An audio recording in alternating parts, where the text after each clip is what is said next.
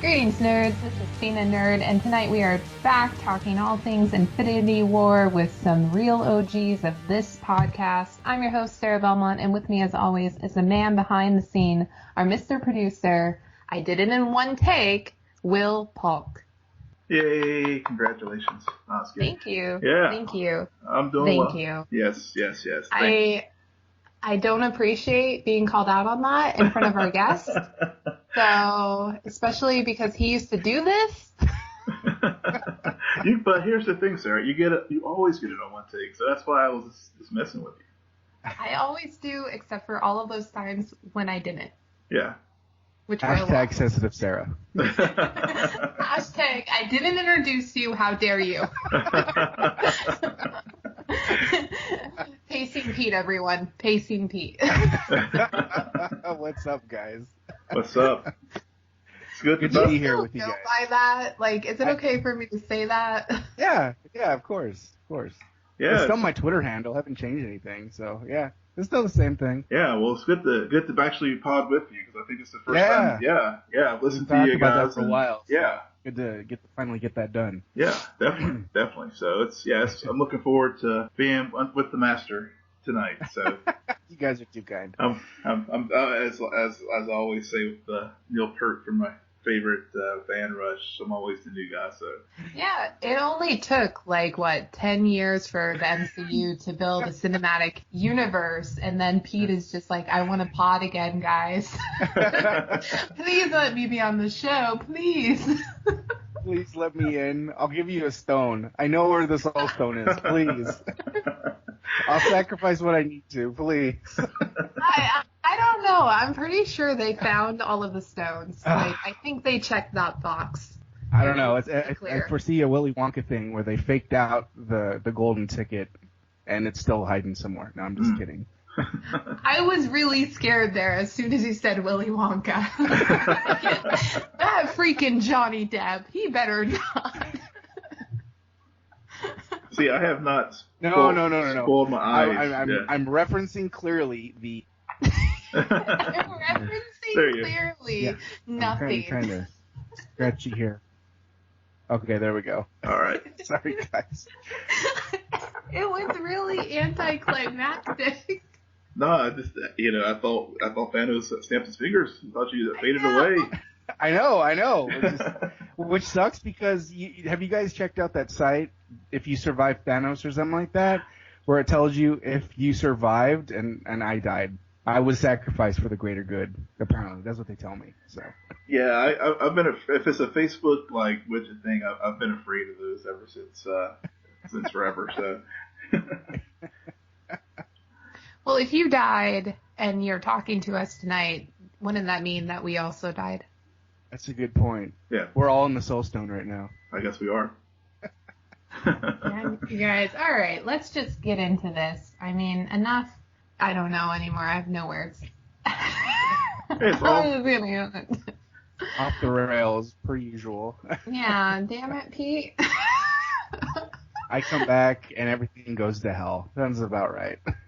I don't know if it was you or just Thanos, because a lot of shit went down in this movie, and it was, I will just say that I think that my DM to Will was that this is the best paced Marvel movie I've ever seen. Mm-hmm.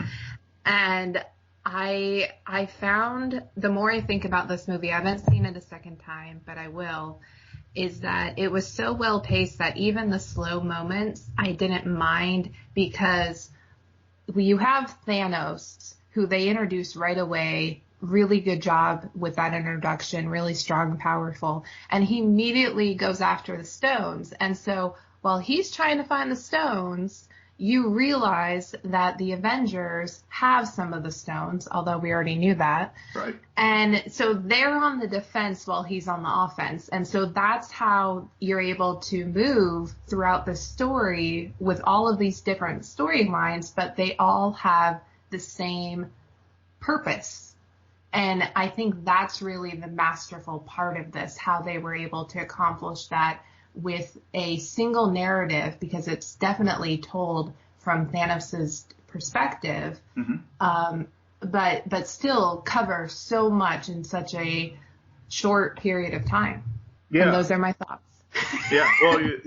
Well, whenever you DM me, she's like, should I go see it? I'm like, yes, go see it already, because, it's hard to stay spoiler free for a whole week, but these days and times. But you're right. One of the things that whenever the movie started, and you didn't have the usual Marvel fanfare, right then you knew that, to your point, it was told from Thanos' standpoint, and it jumped right.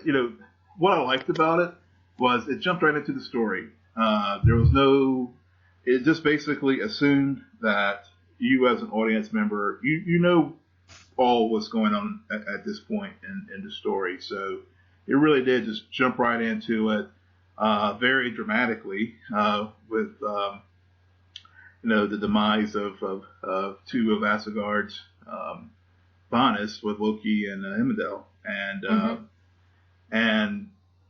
it just really set the tone for the whole movie, which was just a very dark. I mean, even in the theater, it was just a very cold, chill kind of setup for it, and it was very well paced as it was executed out. I mean, even with the one lull, I thought, which was, I'm not a big fan of Vision, but that was sort of probably the one moment where I was kind of drifting in the whole sequence there, whenever they were in Russia, yeah. So, yeah. Petersburg? Weren't they in Russia? I thought they were Scotland. Am I thinking Scotland? It was Scotland. Yeah, they were in Scotland. Yeah. See, yeah, it was such a lull. That was the only lull. But even at that, you're right. It didn't completely drag it to a halt. But yeah, I prefer that scene over Pepper Kosh. Yeah, well, that was just kind of a throwaway. It's like, we got to give Gwyneth Paltrow something to do. Pepper's just got to show up. Tony's here, so we got to have Pepper somehow. And she was that wasn't what I was alluding to at all, Will, but you may not. Sorry. I thought that's what... Yeah. That's what I thought, but okay. I will sit down now. Pete, help us. Scotland. I get it. It was in Scotland. Okay, point taken. And I said Pepper Kosh, not Pepper. Ah, my bad. I misheard you. Obviously. Okay, but seriously, Pete, I mean, you did return to your old stomping ground just to talk about this movie. So what are your thoughts, your initial thoughts? I got a chance to watch it twice, and there's definitely things obviously you pick up a second time around. Whether it be lines, whether it be moments in the movie that you just kind of go, oh, I didn't notice that the first time, that really kind of make you theorize different things with characters and story arcs. I liked Infinity War, probably my favorite Avenger movie. No, I think I actually said this in a tweet. I corrected myself. Easily my most favorite Avenger movie. Right. And top 3 MCU movie for me. I thought everything was done so well. Thanos is, man, that guy really is a force of nature. I think I saw that quote quite a few times in different reviews, but I thought they did a really fantastic job with the CGI. I thought even Josh Brolin, what he brought to the role was something powerful, something scary. And I think what was scary about him was the fact that he thought he was doing everything like he thought he was doing everything for the greater good. He tried, I think he tried to have humanity by extinguishing humanity, if that makes any sense. Or at least half of humanity, as we saw. But it was just he was just kind of one of those scary characters.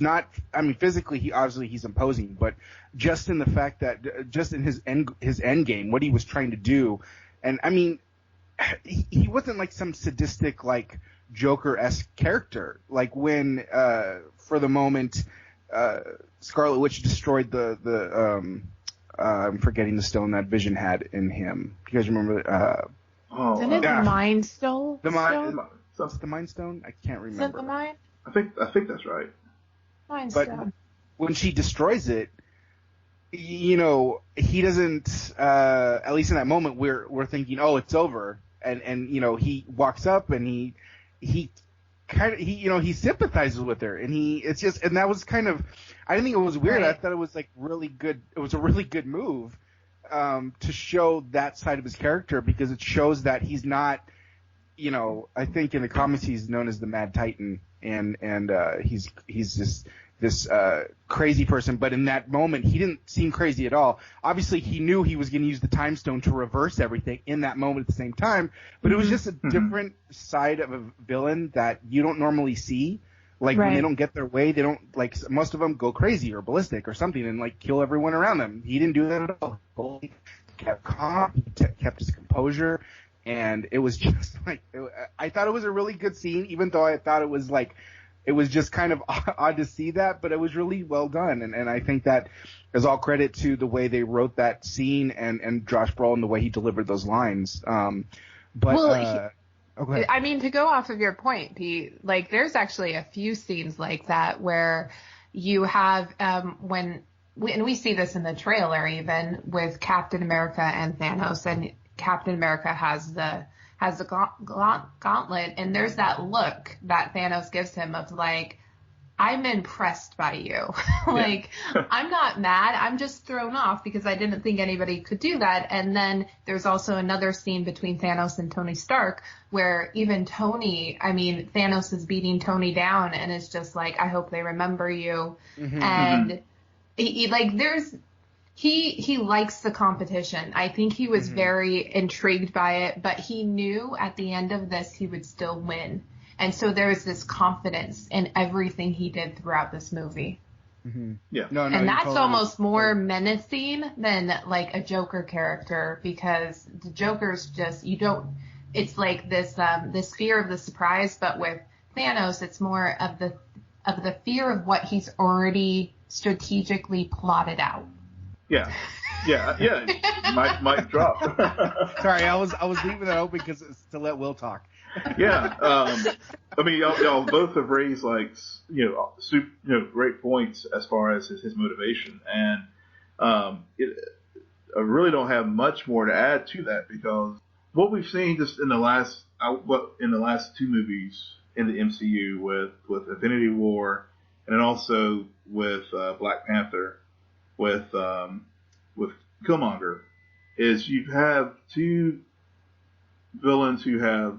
They're very three-dimensional, and two, they do have they have a sense of purpose to their quest. And with Killmonger, you had him wanting to basically take down Wakanda and use its assume the throne that he felt it was rightfully his. To basically right the wrongs that he felt that how Wakanda had left him behind. Here in Infinity War, you have Thanos again. His goal is to basically better the universe and basically to pick who are the winners and who are the losers as far as who's worthy of survival. And collecting all the Infinity Stones, he was able to achieve that goal. So, yeah, I mean, I think definitely, this, like Pete said, I mean, this, as far as the Avengers films themselves, definitely my favorite of the Avengers, and it's definitely in the top 5 as far as the MCU films for me as well. So then, Pete, did you buy what they did between Thanos and Gamora throughout this movie? I kind of tossed and turned on that, because honestly, in the first time I watched, I didn't totally buy it, and maybe it's because we're seeing Thanos and Gamora, their relationship really kind of, I guess, flushed out a little bit more. But it was hard for me. Like, I was almost like Gamora. I was like, really?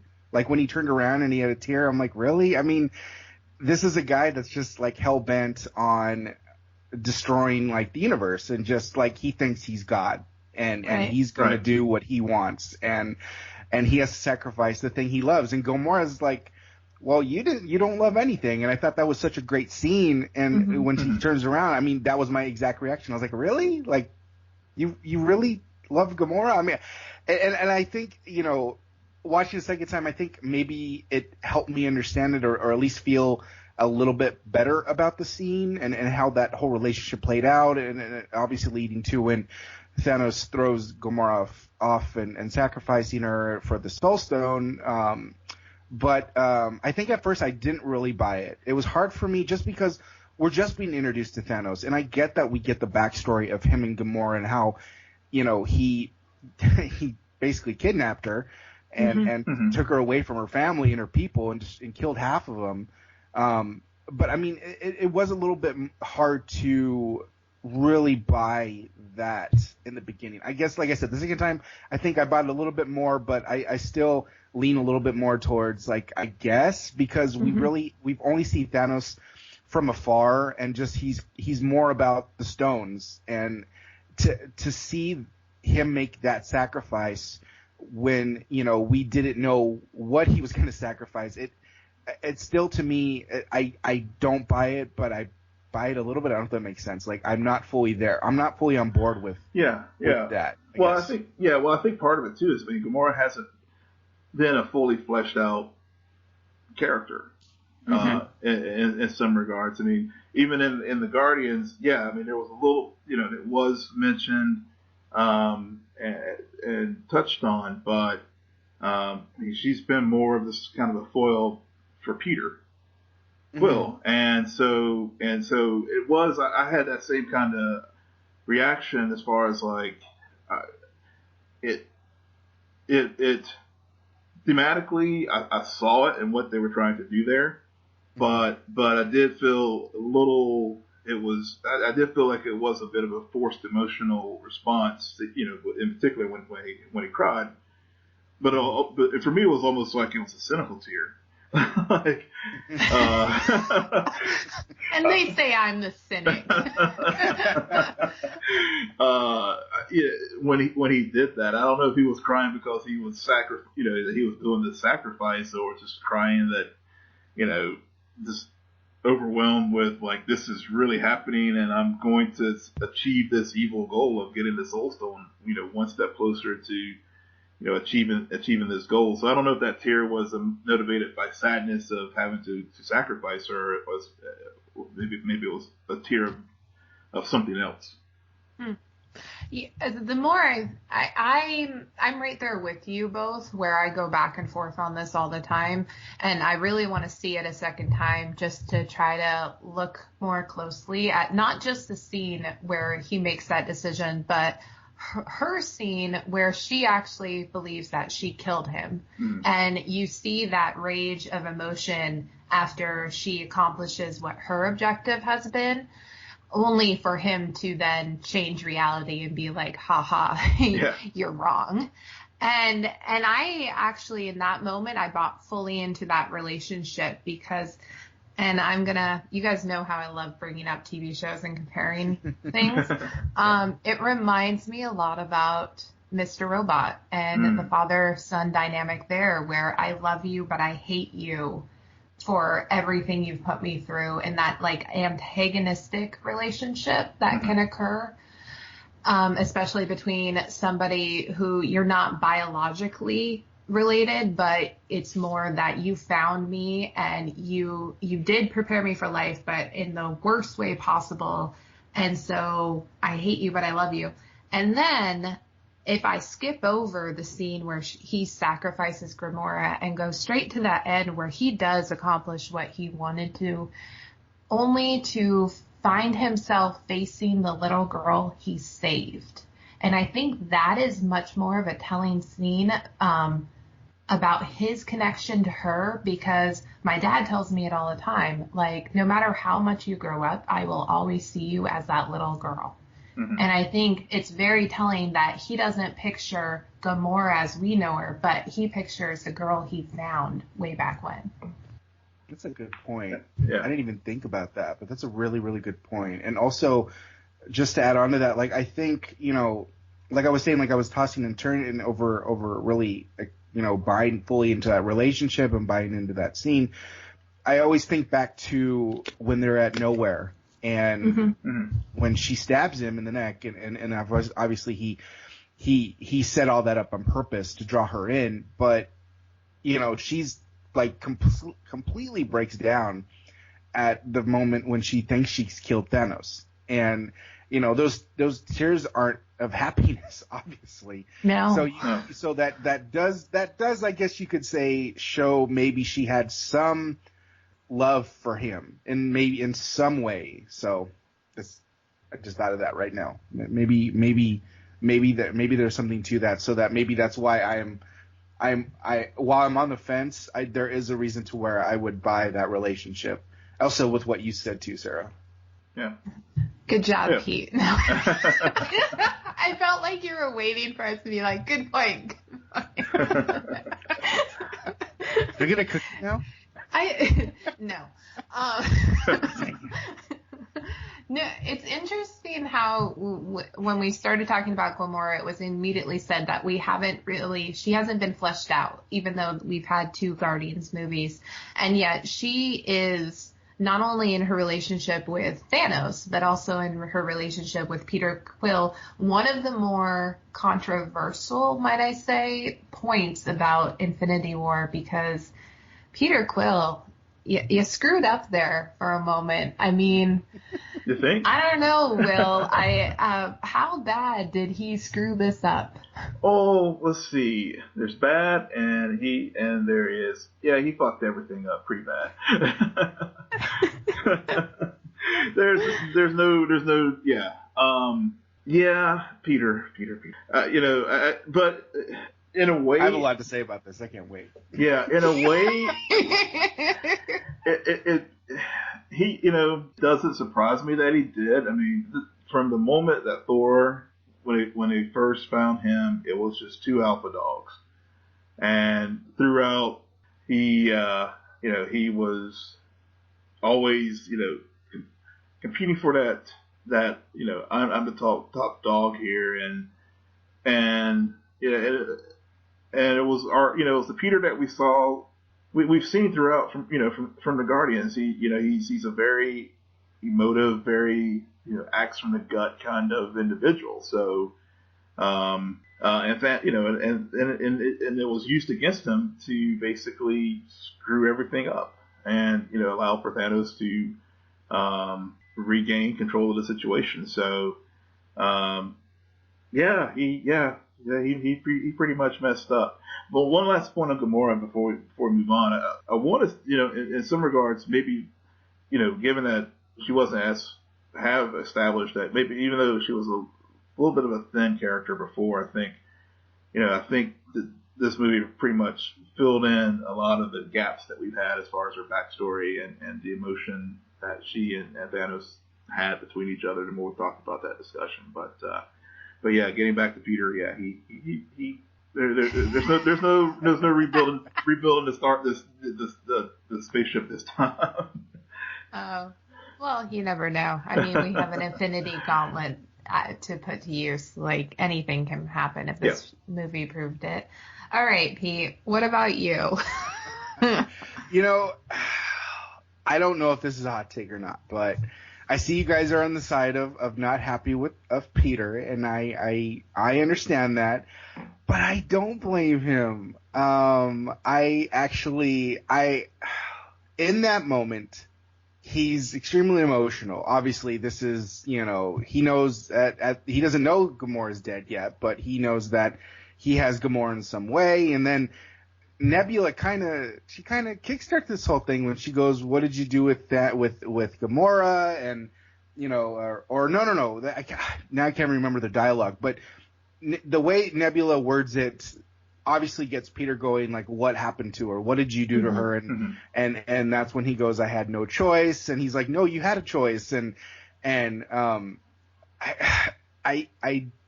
I don't blame Peter. Like, I get it. Like, he totally acted out on emotion, and he was pissed off and upset. Thanos killed the woman he loves, and it's like he, if we think back in the first 2 Guardians, he beats why am I forgetting that character Lee Pace in the first movie's name? Do you guys remember the? I want to say Roman, but I don't think it is. Ronan, yeah. It's Ronan, yes.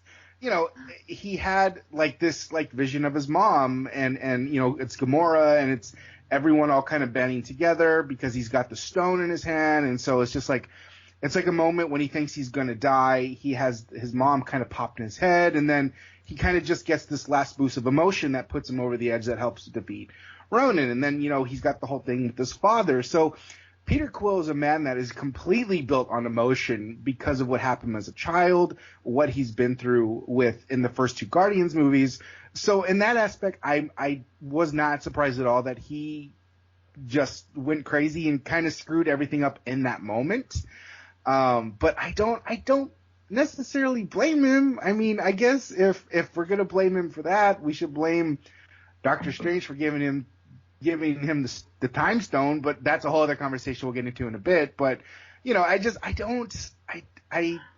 don't blame Peter totally. Like, he's in an emotional state. He's upset. He's pissed off, and all he wants to do is hurt Thanos. Even it doesn't matter if he's gonna die or not. Like, he's just gonna push him to death. And, I get that. I mean, yeah, he's emotional. He is obviously upset, but for him, if he hadn't, you know, reacted in the way he did, they could have defeated Thanos at that point. Sure. And so But then we wouldn't have gotten to part 2, Will. I know. Okay. Yes. But that wasn't your question. The question is. The mouse knows how to move the story along, so that's why we had to have Avengers 2, so Peter could be his emotional self, and everyone was screwed. And only give us the one reality where they have a chance to beat Thanos. Yeah. Here's another thing to add to this conversation, though, because I understand both of your sides on this. Because there are a lot of stones in this movie, and a lot of people making not necessarily bad decisions, but just trying to balance that idea of one life versus the life of half of the universe.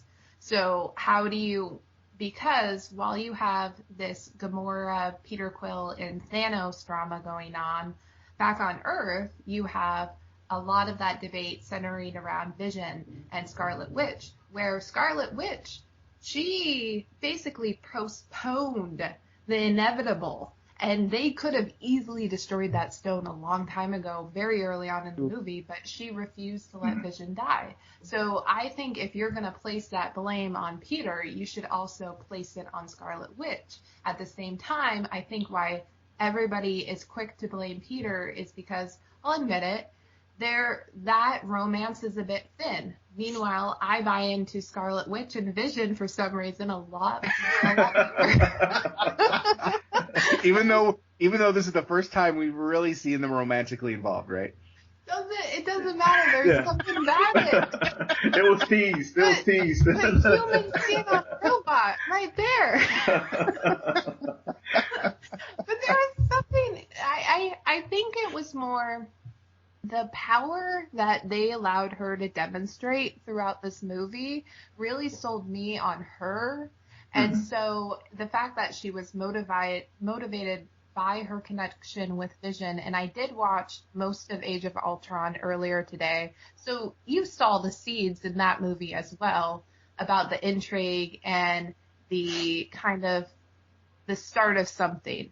So yeah. I just felt more connected to that than I did with Gamora and Peter Quill. Granted, well, I was more looking at Gamora and Thanos and understanding that relationship. So I don't know. Maybe it's just too many people.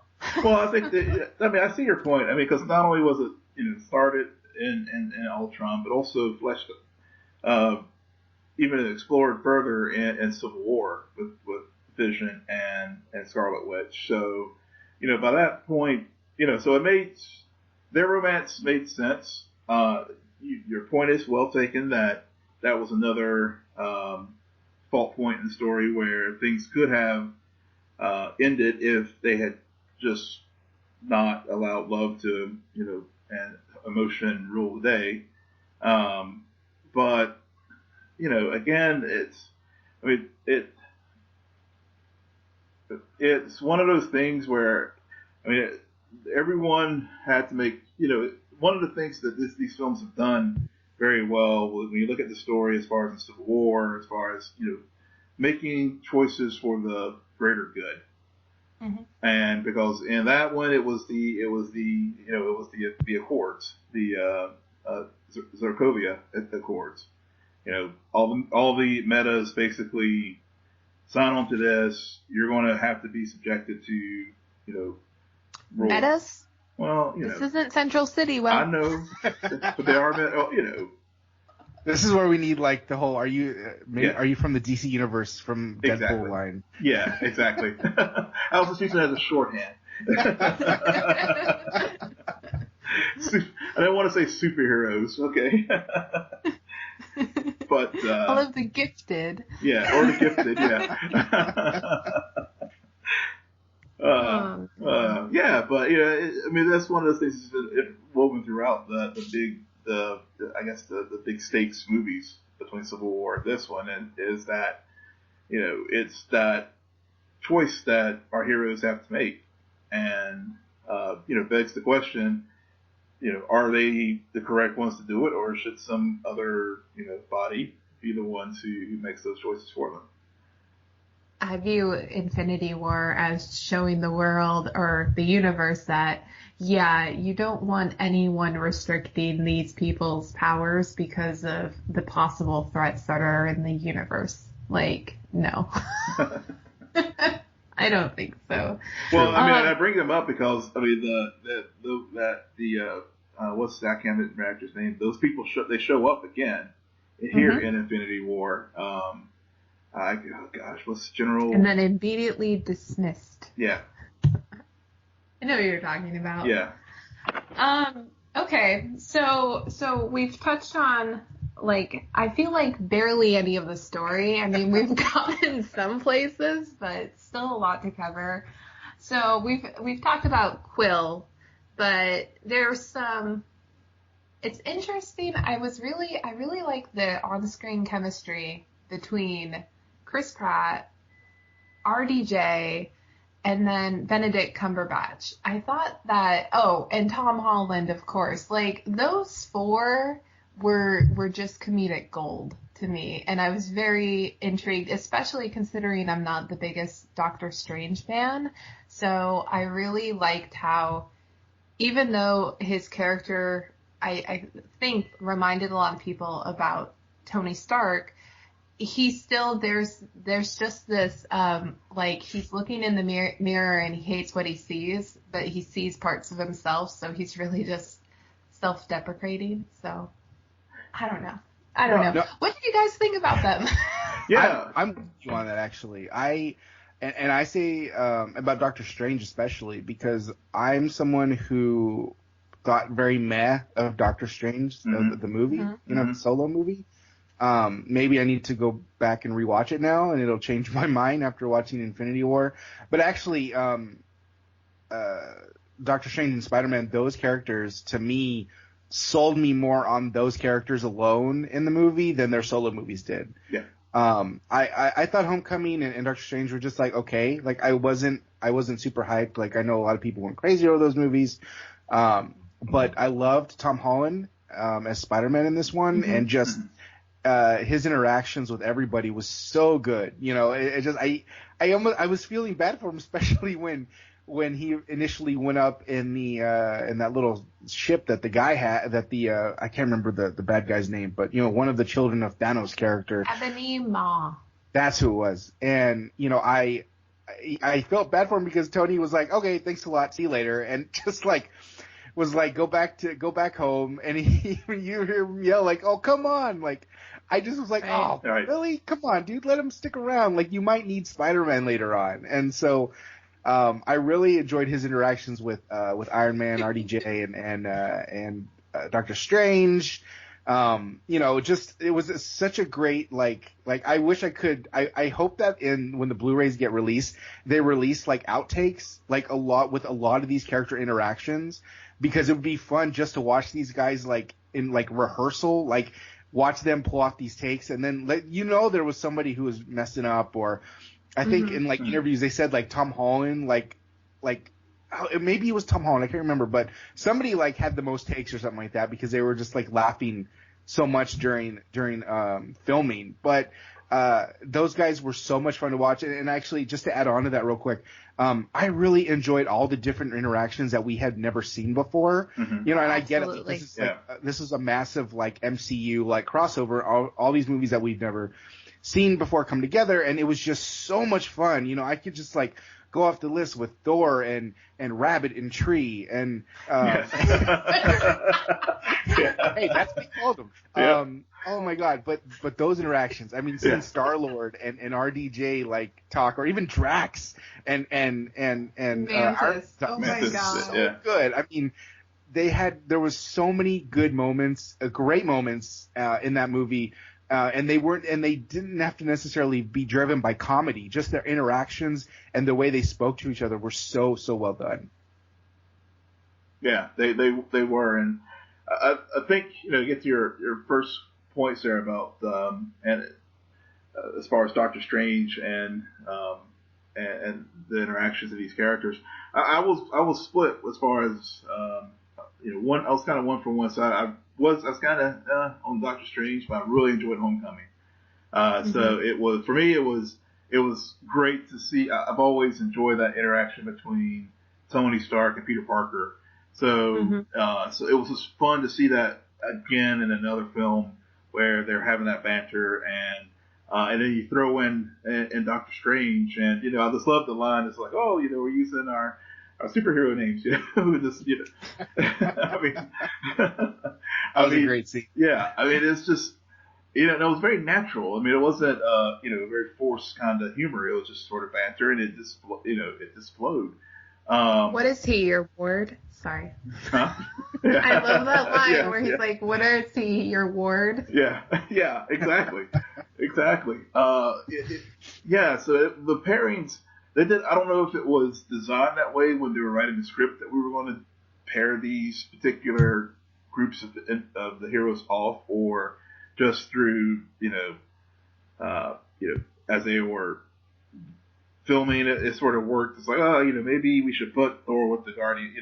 I don't know how they did it, but whatever the combinations that they came up with really, at least for me, the Thor Guardians and the Iron Man, Spider-Man, Strange pairing really, really worked. And one thing we haven't touched on much, I don't know if we wanted to touch on this too, is Banner and Hulk. Because his getting, bumped pretty hard in the very beginning of the film, and how Hulk basically became, he was scared. And I mean, I should have brought it up earlier when we were talking about, how the Thanos introduction scene. Yeah, but I just thought of it with the pairings, because with the third pairing of Cap, Vision, and Wakanda, and when they got the battle armor, when Hulk was in the War Machine supplemental armor, and they kept it throughout the film with the pairings trying to draw Hulk out, and Hulk was like, no, I ain't staying away from this. I have nothing. I don't want anything to do with this. It was a good way to allow Banner to interact with these characters, and also, after we saw how where Hulk was sort of center stage in Ragnarok, now we got to see Banner again, and how Banner has, thought he had learned how to control this character, control Hulk, but Hulk seems to be even more so in control, because he's like, I'm not coming out now. Right.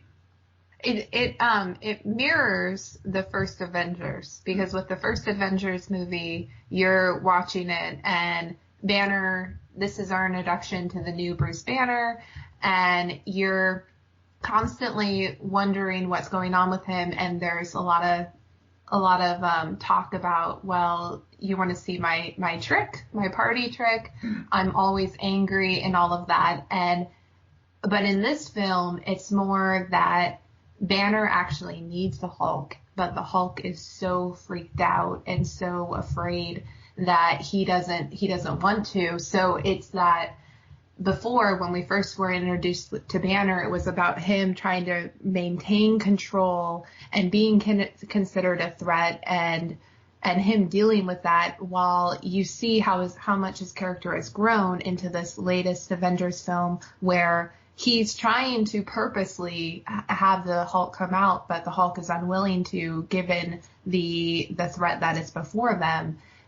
Which is really interesting and something that we haven't seen from this character throughout these movies yet. So again, they're taking a lot of these characters and showing how far that they've come. I think one of the best parts about this movie is that from the very first scene and then throughout the rest, I feel like every film that was released over this last year and a half that was in the Marvel film, it picked up on so many pieces to where things were left off. I mean, from where Wakanda opened itself up to the world, and now they're here and they didn't realize that, well, timing wasn't on their side. Yeah. Because really.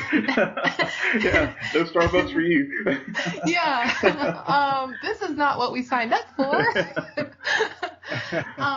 And then you also have where Thor Ragnarok left off with that ship, and that's exactly where we start off with this Avengers film, and I think that's genius.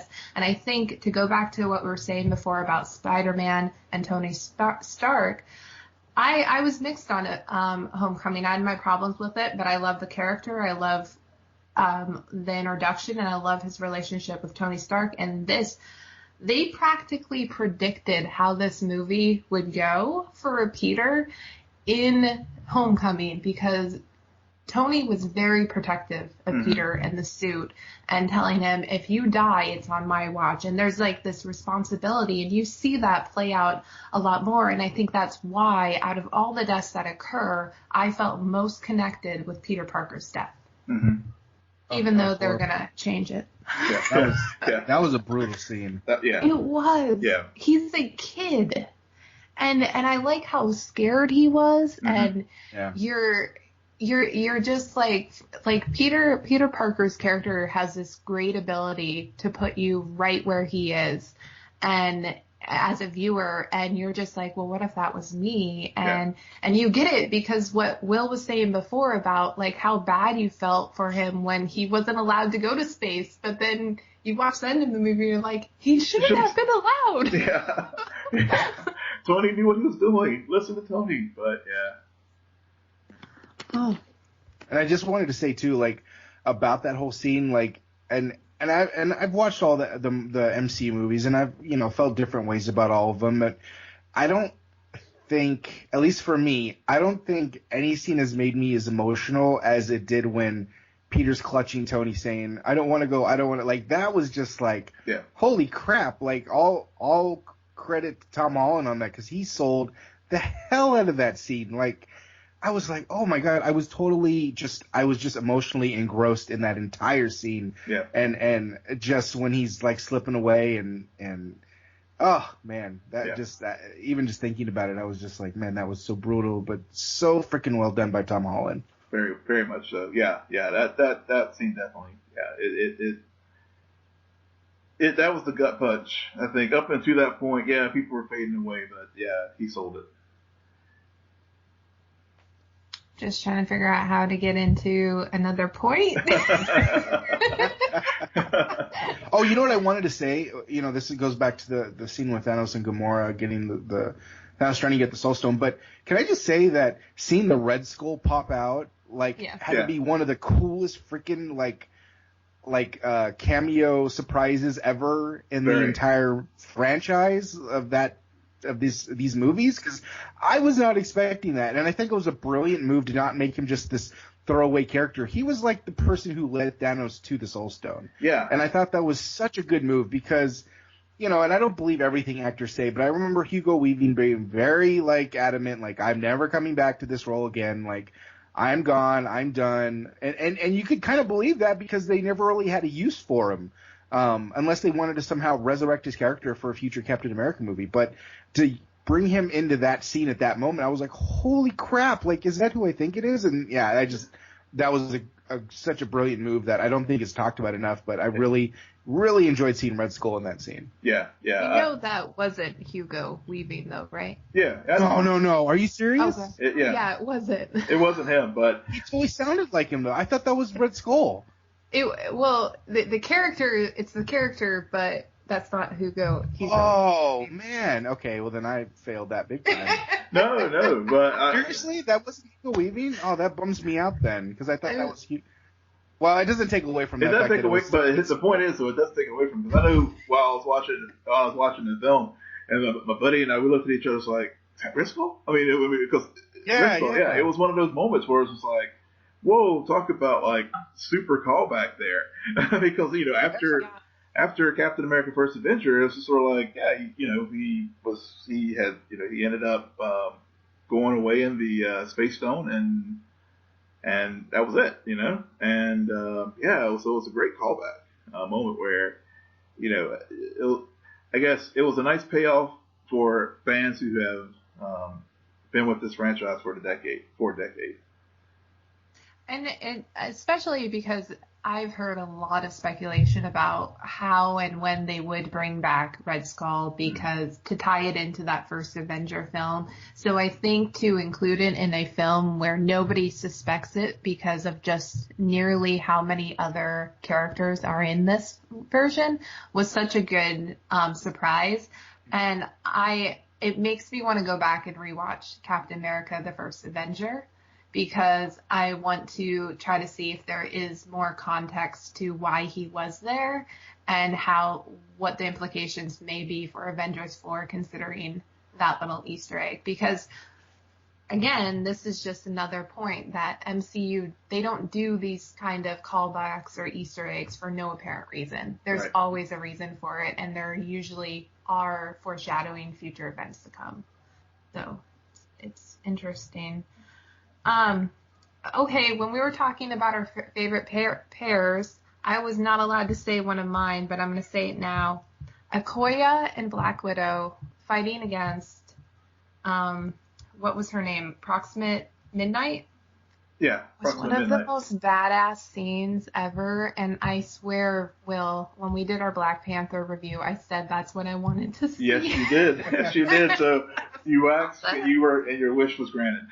And I had some great moments in this movie. Yeah, see, this is why I want you to go see it, and because I was like, I thought about it when we discussed our podcast, and I couldn't say anything because you hadn't gone and seen it yet.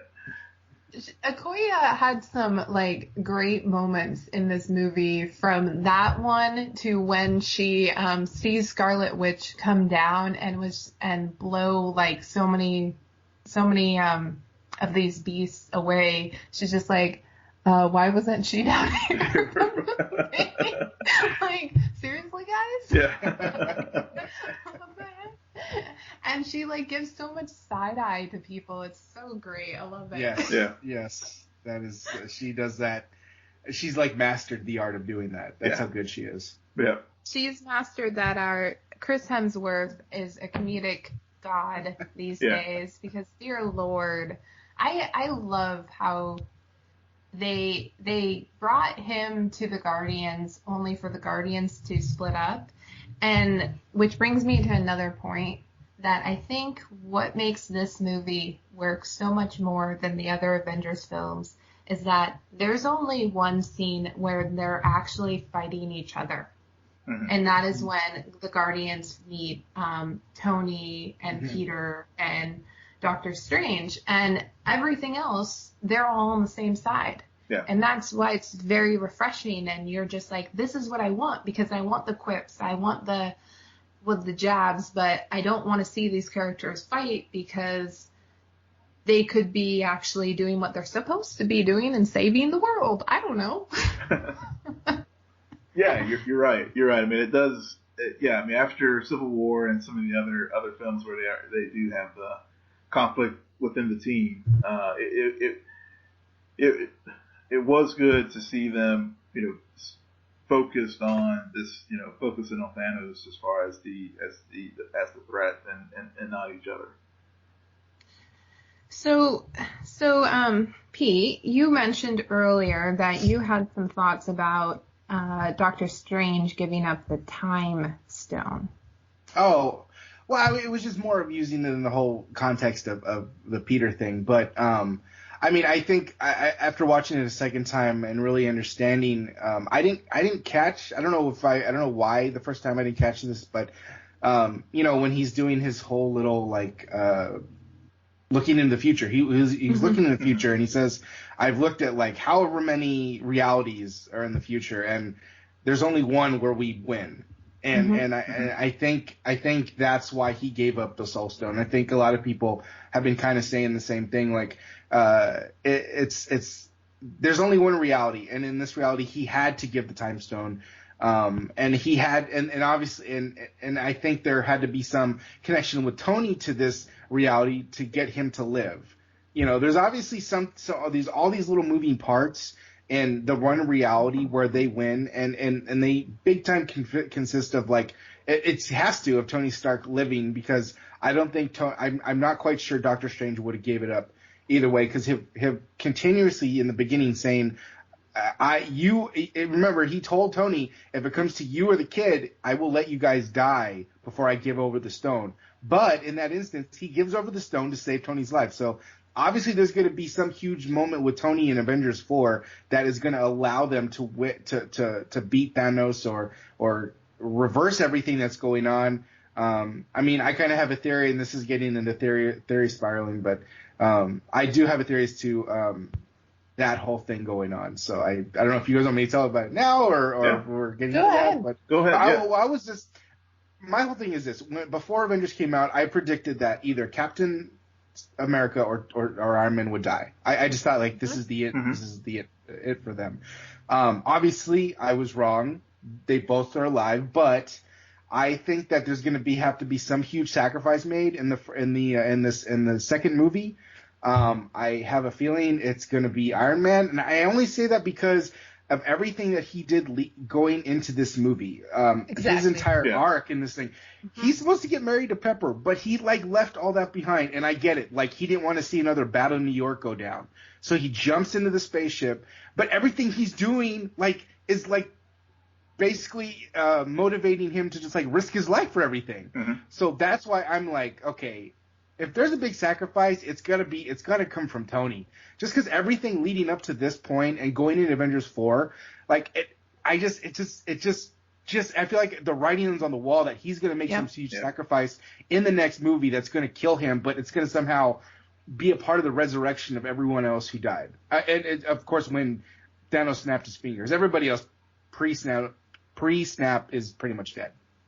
Sans Gamora. Gamora might still actually be might still get a chance to live. So it always goes back to Gamora when we talk about this movie, because I think out of all the deaths and all the theories out there of who's going to come back and who's not going to come back, she's also that most controversial character, where it's kind of her death would mean a lot more if they just keep her dead. But at the same time, we know Guardians Galaxy 3 will need her. So how do you make this work? And a lot of people are saying, well, anybody who died before the snap would come, or is not coming back. Well, Gamora died before the snap. So again, how do you bring her back, or how do you continue that storyline with her being trapped in that gem? And so I think it's really interesting, despite where we go, it seems to always circle back to her and the unknowns surrounding that character at the moment. But Pete, I'm right there with you. I think, just again, having rewatched a lot of these movies today and over this weekend, I think if I were behind the scenes and writing that arc for Tony, I truly believe it has to end with him doing paying the ultimate price and making the ultimate sacrifice.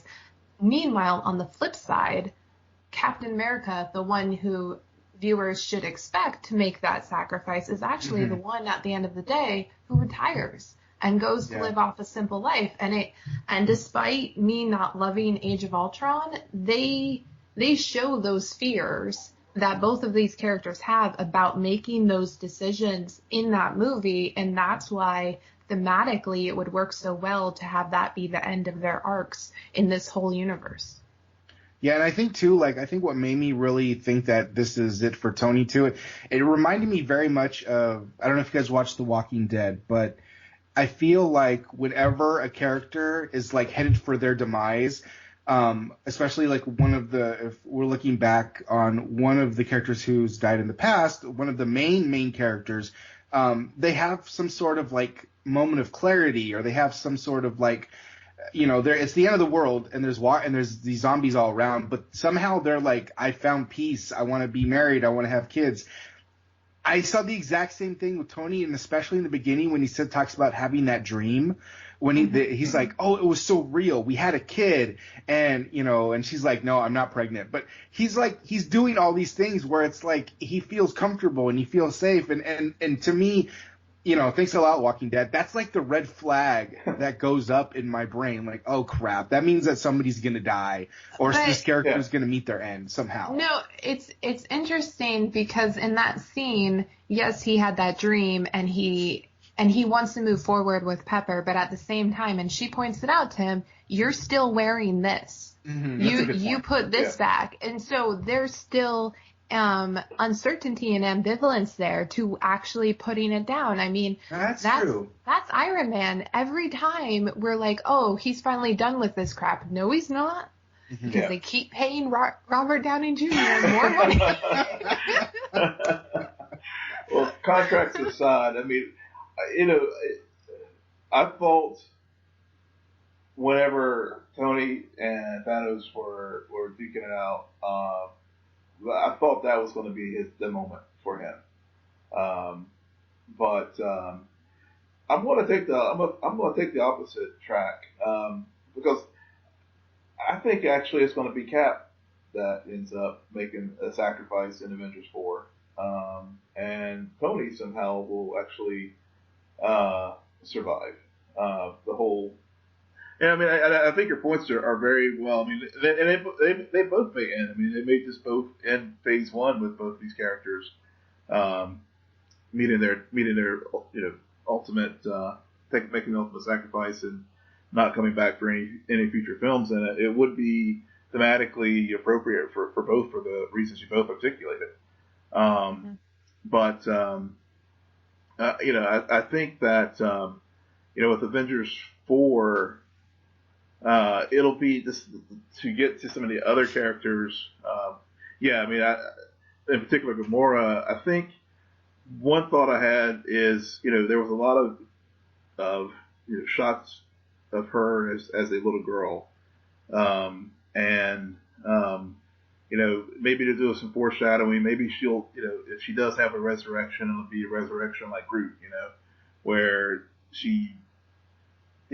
Maybe she comes back, but she's not her. It's she goes White Canary on everybody. White Canary, or full of Spock from Star Trek. As far as his resurrection, and he had to be retaught everything, so he wasn't the same Spock that originally that we knew prior to his death in Wrath of Khan. But it's. I think she will be resurrected in Avengers 4. I think she will survive all of this. But I think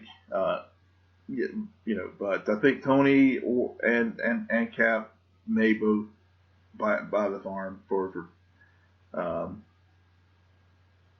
and Avengers 4. I can't believe, despite not staying for the end credit scene, I'm that person. What? I'm still, I have a strategy of how to get out of a packed theater, okay? It works every time. was telling Will, I'm like, I know it's going to be online, so what's really the point of staying for 20 minutes of credits? Sarah. Yeah. Like, she was grumbling with me before going. She's like, it's going to be crowded. It's going to be this. I'm like, look, it's going to be crowded for weeks. You might as well just go. Well, you know what's funny about this? I saw it opening night, like at 11 o'clock, right? And so my theater, like everyone stayed there, right? And I swear, like just towards the end, you see a couple walk off. I swear to God, the entire theater watched everybody watch this two people walk out of the theater. Like, what are you guys doing? Yeah. Wait, like 2 more minutes. Come on. Yeah, like, you made it this far. Exactly. Like you made it this far. Just 2 more minutes of credits, and you're gonna get an end credit scene that's gonna tease the next Avengers movie. But yeah, that was Yeah, I'm not that person. I don't stay for like majority of the credits and then just walk out. No, I leave right when they show the director's name. Anyways, but still, despite not having seen that in theater and only seeing it online, I am really looking forward to Captain Marvel. I'm ready for it. Yeah. I'm so ready for it. I need to see that trailer right now. You know, despite the fact that I really don't know a whole lot about her character, you know, I'm kind of starting to research stuff, but I'm really excited to see Brie Larson as Captain Marvel and really see what they bring to this, what this movie's going to bring, because it's obviously it's a period piece. It's weird saying 90s is a period piece, but it is a period piece. Mm-hmm. But you know, actually, just to go back real quick, it is weird. It is weird saying that. But no, just real quickly, go back to the same night I was in theater when that end credit rolled, and you know, and you see the Captain Marvel, the insignia pop up on the pager. I swear to God, everyone in my row in the theater like looked confused and looked at each other like was like, what was that? And I felt bad because everybody was. I was like, seriously, nobody knows what this is. Like, and you don't even have to be like a humongous comic book person, but really, and so. I turned to a lot of the people in my row, and I was just like, you know what, I'll just tell them. And I said, that's for Captain Marvel. And they were like, and they looked even more confused. Like, and I was just like, I don't have time for this. It was for Captain Marvel. Go Google it. Yeah. Like, come on, guys. Yeah, I had similar types of reactions in my theater as well here. It was just like, some people were like, huh? What's that? I'm like, yeah, my buddy, you know, he stays up on some of the stuff, so he was like, "Oh yeah, that's Captain Marvel." I'm like, "Yeah." So, yeah, but it's still surprising after 10 years that you still have this phenomena. But people, I mean, I think part of it is not only seeing this movie, but also having recently watched Short Term 12, which stars Brie Larson. I know she's mainly known for the movie Room, but Short Term 12, if you haven't seen it, that shows her acting ability. So if she can bring that presence to Captain Marvel, I think we're in for a treat. And also just, I want to make sure she is as badass as they say that she's going to be, because Thanos is pretty badass. So. Well, they keep teasing she's going to be the most powerful character in the MCU, so we'll see how that comes to fruition. I know, because then they have to do like a scene that matches what they did in the opening scene with Thanos to prove how much of a threat he was. Yeah. Yes. Yeah. Put down Hulk pretty quickly there. Put down Thor pretty well too. Yeah. Another genius moment where they have Loki. Was it Loki or was it Thor who was right about to die and was like, "We have a Hulk." It was Loki. It was Loki. Yeah, that was another callback. Yeah, it was just genius. Yeah, I loved it. And so anything else, guys? I mean, I think we covered all of it, but probably not. We could probably do a whole nother podcast on this symbol. So much. It's just so much that was put on the screen. That I'll just say that Thor was probably my MVP of the movie. Yeah. I loved his arc. I loved watching him team up with Rabbit and Tree to save, to get his new, his new. I'm gonna call him that from now on. I don't care that it's Rocket and Groot. Yeah. Rabbit and Tree are their new names. Yeah. I don't care. No, I loved that. I loved watching them interact. I thought he was like the MVP of the movie. If I had to pick like other characters I really loved the most, and then after seeing it twice, Doctor Strange is probably my second favorite character with Spider-Man. So yeah, I definitely, as we talked about earlier, wasn't a big fan of Doctor Strange after the first movie, but after seeing this, and even that night, when I was talking to a friend when we watched it, we both agreed that Doctor Strange, they really showed the full, because the full capabilities of this character, how powerful he actually is. Because whenever we first in the standalone film, he was obviously, it was an origin story, learning the powers and stuff, but it really showed the potential. I mean, it showed how powerful he is, and also the potential that he's going to have. Even though he faded away in dust in this film, somehow he is, integral to with the Time Stone coming back to reverse whatever happened here.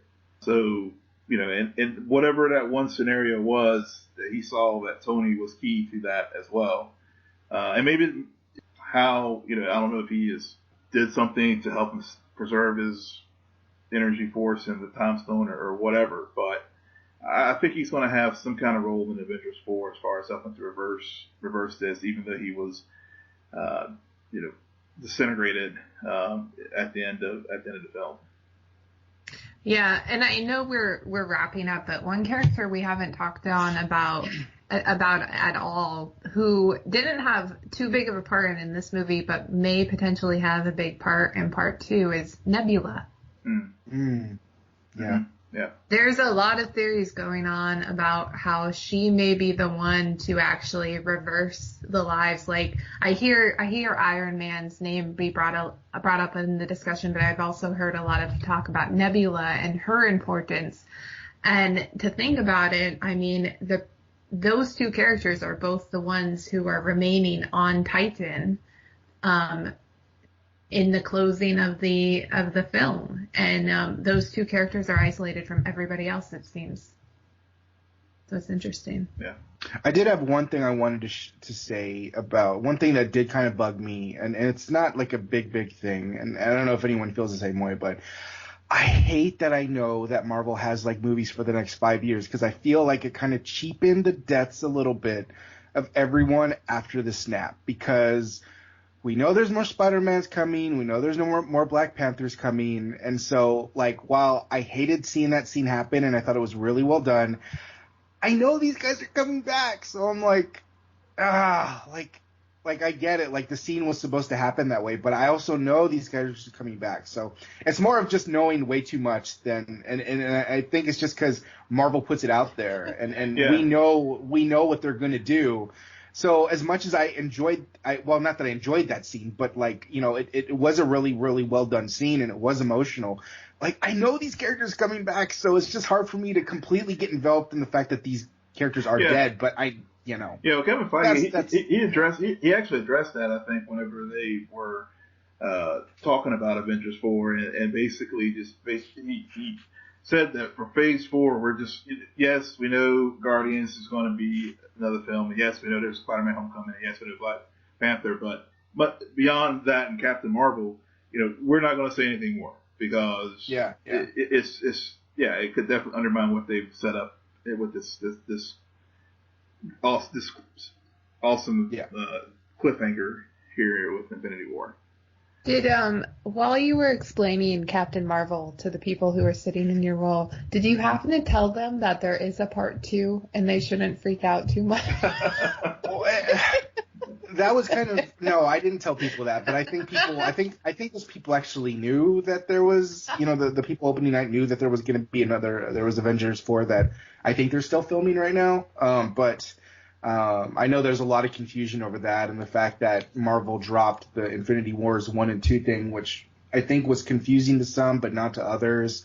I've heard a lot of mixed reactions on that, and it's just one of those things where, I think they just kind of have to let it play out, and, it's here, it's done, there's no reason to go over it. I was one of those people that was questioning it, but, it did what it needed to do in terms of, telling the story it wanted to, and I think it accomplished that. But now we really just have to kind of sit and wait for a year and see what Avengers 4 brings.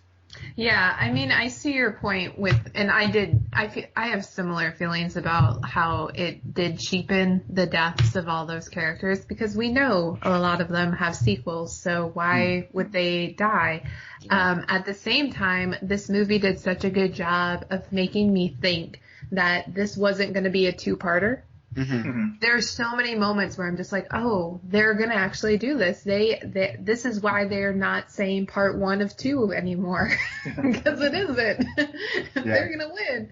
And then it kept messing with me, but I was that engrossed in the movie where I wasn't thinking about everything else outside of it at the same time.